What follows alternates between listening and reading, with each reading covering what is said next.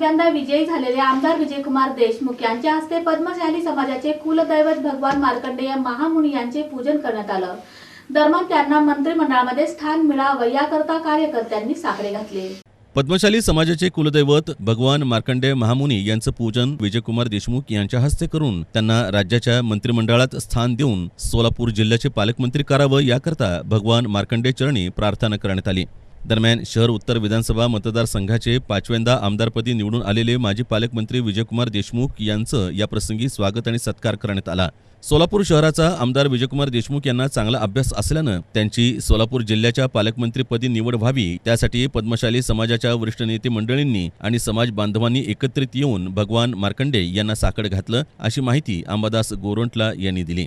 आज श्री मार्कंडेय महामुनींच्या मंदिरात सर्व भारतीय जनता पार्टीचे सर्व कार्यकर्ते व समाजातले सर्व प्रतिष्ठित व पदाधिकारी उपस्थित आहेत। श्री माननीय विजयकुमार देशमुख मालकांचं 5व्यांदा आमदारकी म्हणून निवड झालेत आणि त्यांना लवकरच मंत्रिपद मिळावं, सोलापूरचे पालकमंत्री व्हावं असं श्री मार्कंडेय महामुनी चरणी आम्ही प्रार्थना केलो आणि आपल्या स्थानिक सोलापूरचे पुण्याचे एकदा पालकमंत्री व्हावं हीच श्री भगवान श्री मार्कंडेय महामुनी चरणी प्रार्थना केलो।